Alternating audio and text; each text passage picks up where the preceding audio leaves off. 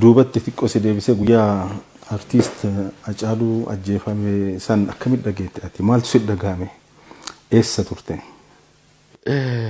Manaan ture barii toora sa'aatii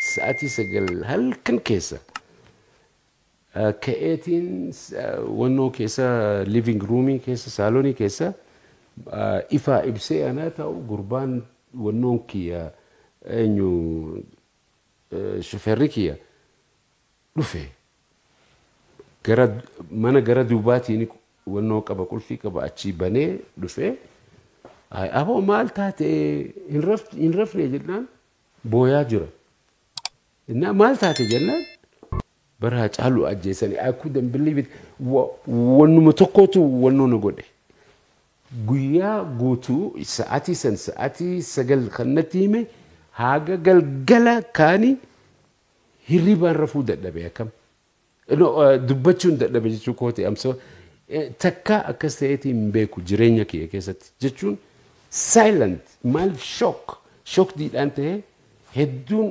rifadhe nannahee ammaas abjuu natti fakkaate dhugaa natti hin fakkaanne wanni kun abjuudha tahaa je'eetiin almost bultii 3-4 keessatti akka gaariitti naagaluu jalqabe malee san dura abjuu natti fakkaate. Dhugaadha hedduu nama gaddisiisaa.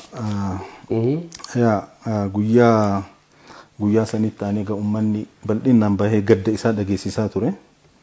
Kanuma keessa jeequmsa adda addaa uumamee ture.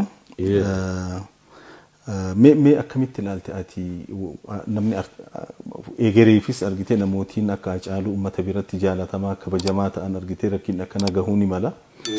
Amma duras artistoota hedduu bifa kanaan dhabne akka eebbisa addunyaa fa'aa namooti adda addaa maqaa dhahuu ni danda'ama.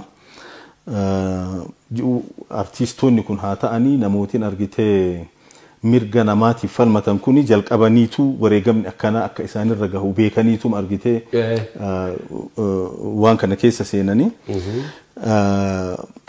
akkamitti hubattamee waan guyyaa itti aanu biyya keessatti taasifamee waan seeraatii fi waan ilaalchisu argitee uummata warra seeraatiif dhiifne waliigal argitee haalli uumame uummanni miira keessa seenee san bira dabre argitee rakkin adda addaa geessaa ture kan akkamitti argitee uummatis sila akkam ta'uu qaba jette akka ati nama artistii legend beekamaa ta'e tokkotti.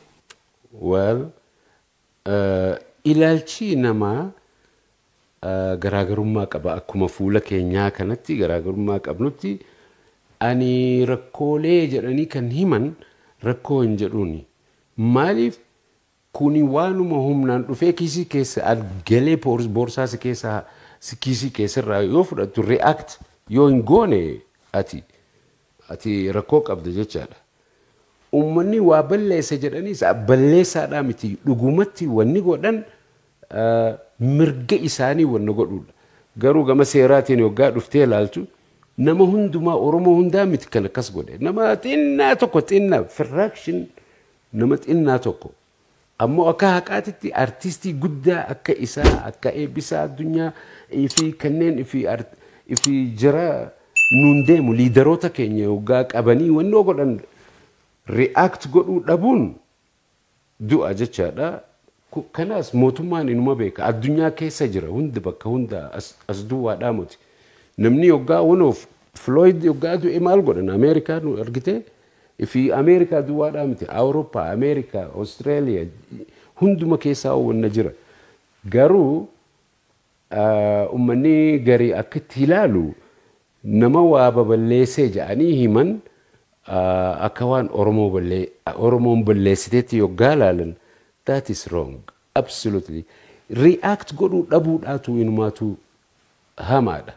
Waan gatii qabu tokko irraa fuudhan gatii guddaa kan qabu akka diamond harka keetitti kana qabatee otoo teessu yoon dhufee sirraa fuudhe caluma jettee dhaabbattee nan laaltu ka jara dhaabbatee laaluu dide santu react godhe.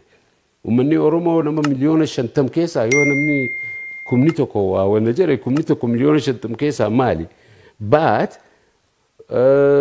wannaas olaantummaa seeraa eegnaa yoggaa jedhan nama keenya meeqa kan wannoo ta'e bakka hundattuu Kanaafuu namni Oromoo balleessa jechaa hin dandeessu. Maaliif ummata biyya isaa keessatti yoggaa akka maleetti treat godhan yoo reacting goone ummanni kun gaadudu'aa jechaadha ummanni.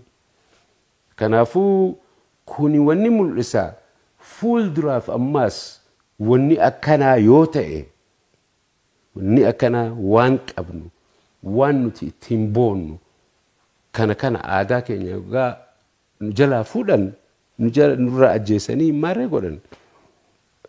Mootummaanis seerrinis olaantummaa yoo barbaachise dura nama agartee wanna badii akkanaa hojjete lubbuu namaa baase qabanii fidanii seeratti dhiyeessanii ummataas beeksisanii akkasitti ummanni waan fedhetti murteessa.